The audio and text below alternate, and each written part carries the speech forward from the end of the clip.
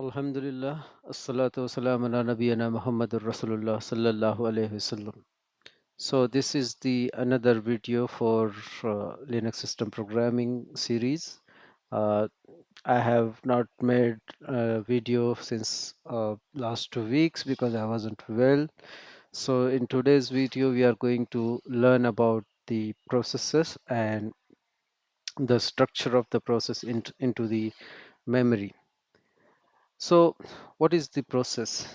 So, by definition, we can say the process is the any instance of program, any running instance of the program, which has its own resources, which has its own memory region, and it is executing to the on the behalf of the program. It could be that one program have multiple processes and vice versa. The process is not the smallest unit of execution in most of the operating systems, especially when they are multi-threaded operating system. Thread is the smallest unit of execution in the latest operating systems. So the process, by definition, as I said, it's a running executing instance of program. It is an abstract entity which defined by the kernel and so which is defined by the kernel and which has some resources allocated in order to execute the program. So we have the, as I mentioned earlier, we have the process has its own memory region. It has a disk space. It has the amount of RAM required for its operation and many things which are required for execution of the program. When we say the program, what does the program contains in terms of uh, in terms of metadata we can say, or the actual information held by your binary on the disk. So number one thing which is program should have is the binary identification information. These are uh, the information. This is the information which tells kernel that this file is so and so file. For example, the kernel will come to know this by looking at the file. This file is the ELF executable. This file is the uh, PDF file or the image file. In the upcoming videos, we will be writing the program to identify the format of the file based on the reading the information available to the program. Basically, the information is contained in the header of the file, and the bytes which are uniquely identify the file are called magic bytes. So in the next lecture, in the next video, we are going to write a program to identify the bytes of the file or the format of the file by looking at the header of the file. Even if you change the extension, we will be able to make out what the file actually is. The second important information contained by a program is machine language information, which is nothing but your uh, whole program in the language of computer, your algorithms, your logic in the uh, into the machine language, which is interpreted by the kernel when it is executing the program. The program entry point, which is the most important uh, information that kernel need in order to execute the program. The data, which contains the your variable, your strings which you have used in order to maybe send some message to the user, or your global variables which are being used into the your program. That kind of information is also required, and which is also available in the program file for its operation. Symbols and relocation table. So these are the symbols which are required for the execution, and that information is also contained into the file, and the shared library information. So there might be the situation where it is always a situation when the program we are writing, we are using some of the capabilities or some of the features or some of the previously written programs, which could be the better word here, in the operating system in order to perform our operation. For example, you are copying some file, but you are using the uh, that would be a not a good example. For example, you are displaying some message onto the terminal, but in order to do that, you also need some underlying program to understand how to display that message onto the terminal, and that is a pre-written logic into the operating system, which we are just using uh, that shared library, and that information is also important into the program when we are going to execute the program. Now let's look at the process memory segments and how the process looks into the memory when the process is loaded into the memory, how it is aligned into the whole array of the memory. So uh, this is the uh, what trying to display, what I'm trying to show you, that consider this is the whole memory we have, which is starting at 00 and ending at FF. And from here, we want to map our process, and so how it will be aligned in this memory space. So we will have the dot text section. So in memory, there are multiple sections, or we call vice versa, we can call these the segments or sections, but sections are uh, a much better word for these things, and because segments may be confused by some other things. So we have the multiple sections in the process, which holds the various information about the program, which we have discussed earlier. The .txt section holds the machine language instruction of your program, and it is a read-only memory region, and it's a shareable. For example, your process might be need to share the same code with the another program. Another program might to reuse it, so it is shareable and it's a read-only. It holds the your actual logic or your source code.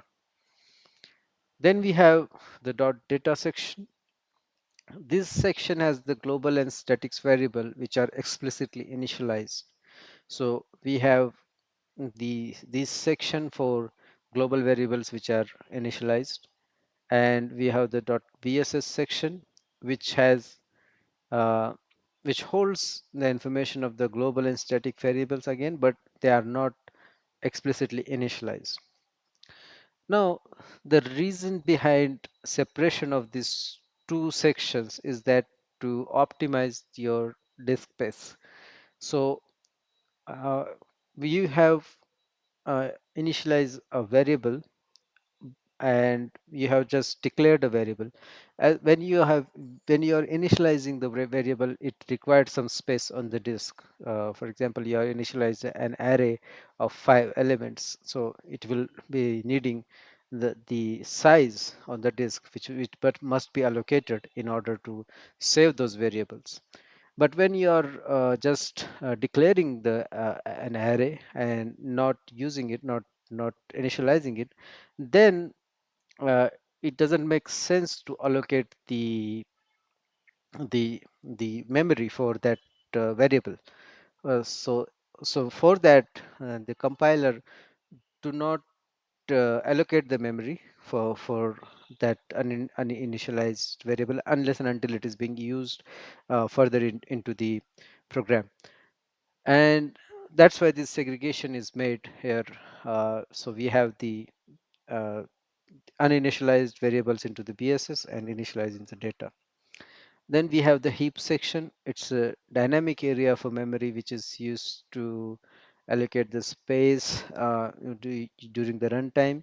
And for example, if you are using the malloc is one of the system call which is used to allocate the space into the heap region of the memory. In the future videos, we are going to discuss this thing intensely. We will be looking at the malloc, we will be looking at the free, and if we have the time, we will be implementing those two system calls by our own, inshallah, into the upcoming videos. And the top of this heap is called a program break. uh, After that, if you try to access or if you try uh, to expand your heap section above that point, it will just land you into the error. And the stack, the very important part uh, of the processes. It's also dynamically expanding and shrinking segment. This segment, uh, the if you see the arrows I have sent, the uh, heap grows from lower memory to the higher memories, and the stack grows from the higher memory to the lower memory. So whenever you see the RBP minus something, that means your stack is growing. Your stack is growing, and when you see the RBP uh, plus something, that means your stack is shrinking. We will be seeing this all thing when we are looking at the program which we are debugging soon. Uh, we will not be seeing the shrinking and that all thing actually, but we will be inspect the stack of all our functions, and your each function has its own stack frame, and this stack frame holds the local variables.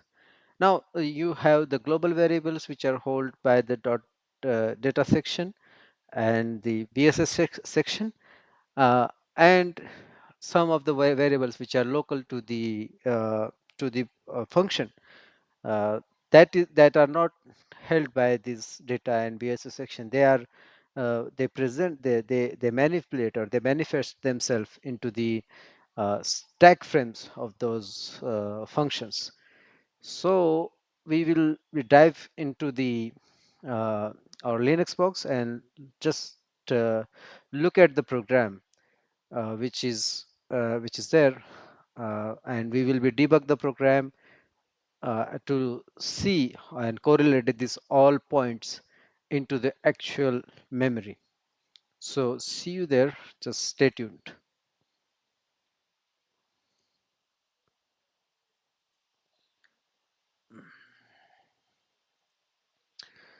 So welcome to this second part of this video, and here we are looking at the program uh, which is just has two functions and providing uh, the square and cube of the uh, one particular whatever number we are providing.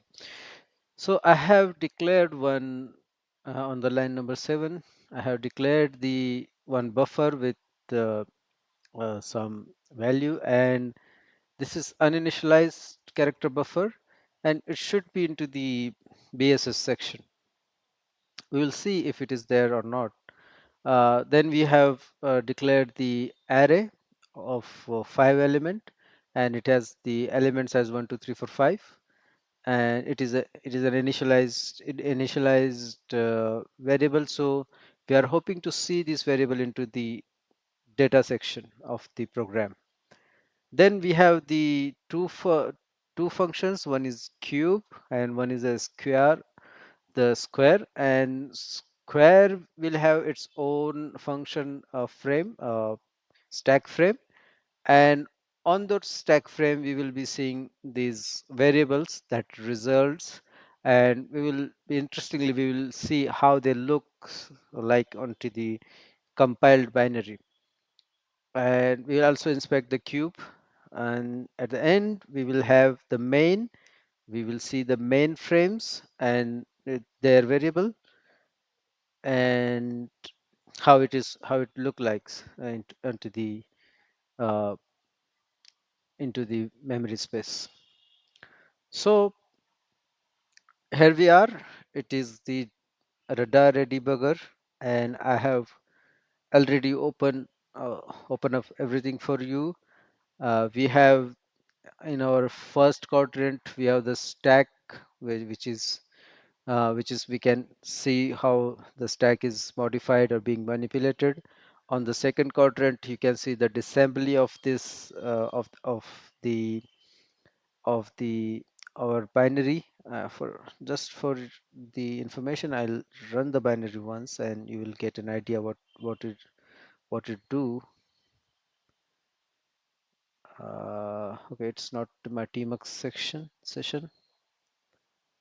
Okay, I'll close this thing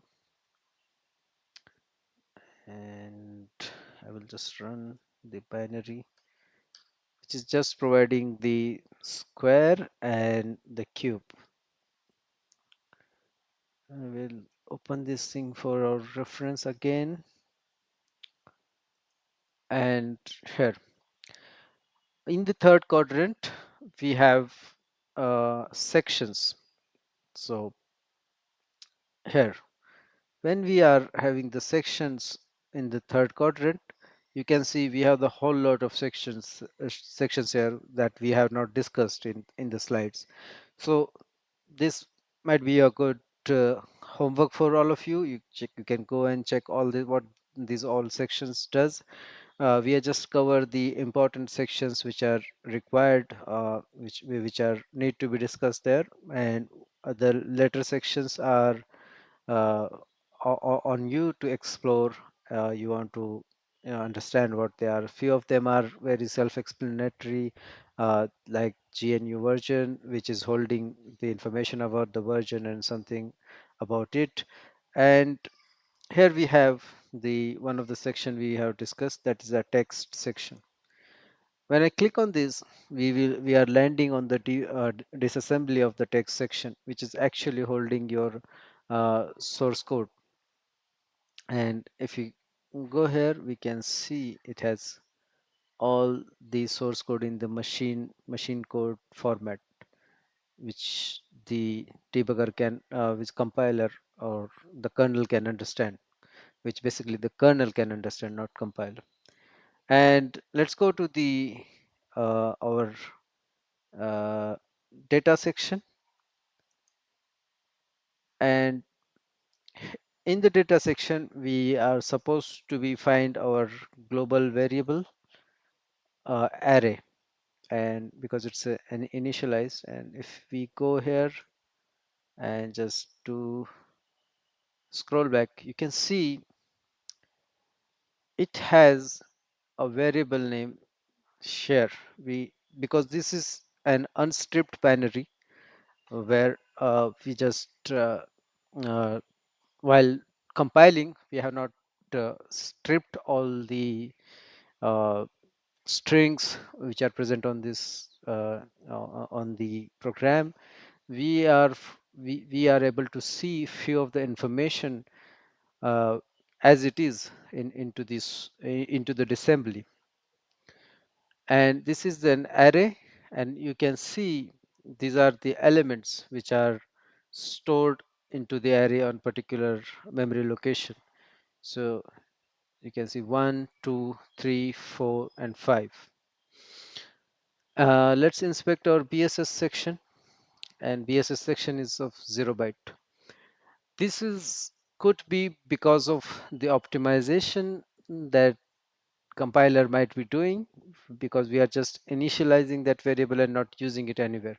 So instead of storing that variable at all, the compiler, while compiling, make the smart decision and discard that variable from the compilation process altogether. It is again one more optimization that modern compilers do.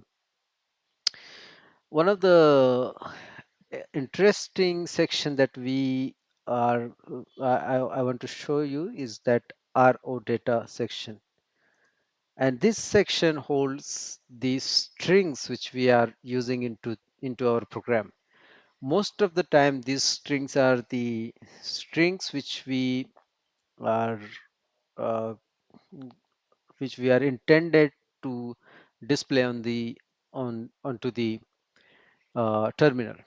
And on this memory location you can see this is the exact message which we want to which we want to display when this program is executed.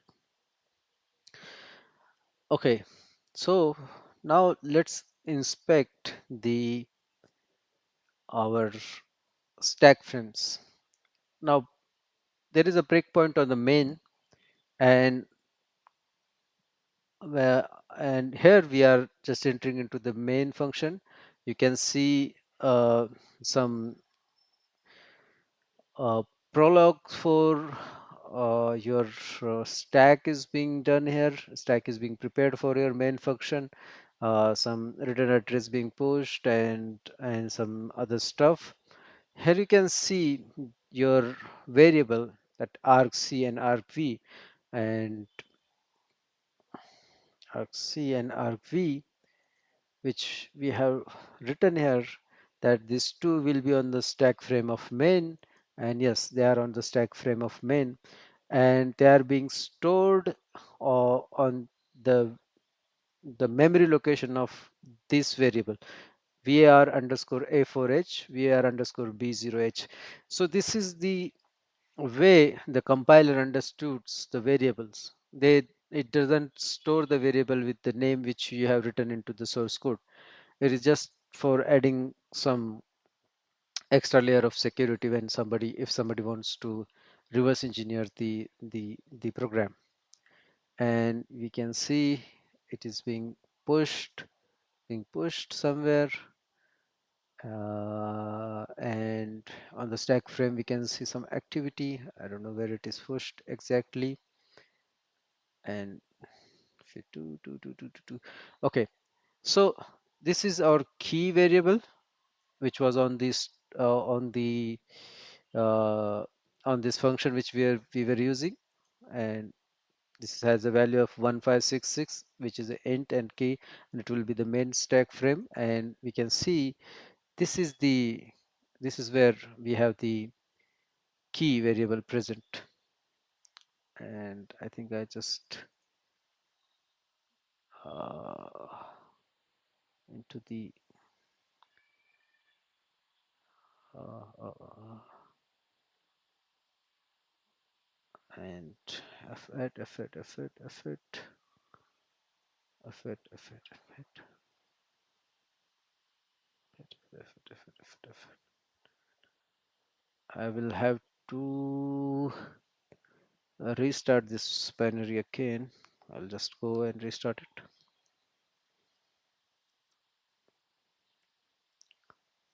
Okay, I'll choose this thing. A. I don't know what I did there.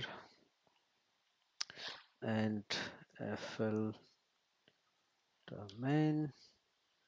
I got the main at this memory location, and shift V. I'll press that breaking point. I'll go and I hit the breakpoint, and now I'll be in my visual mode.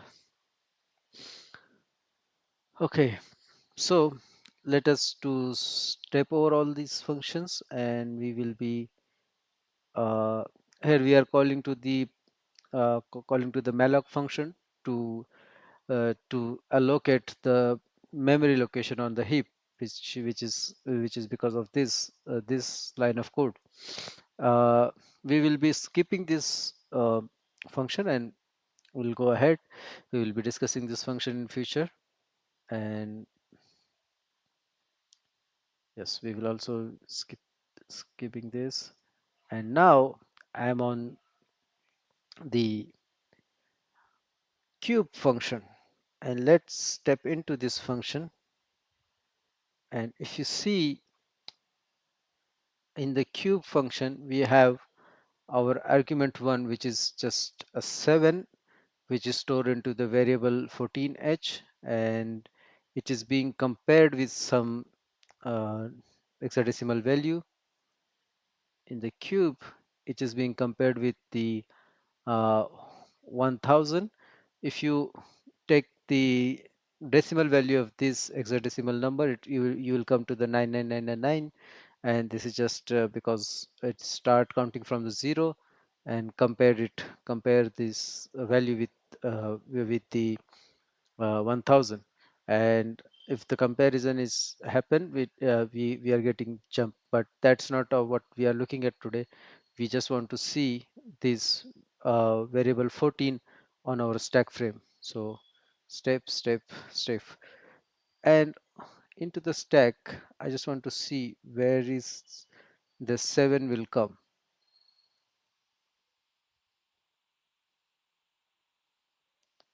I have the RX 7 on RX, but I'm not able to locate that thing.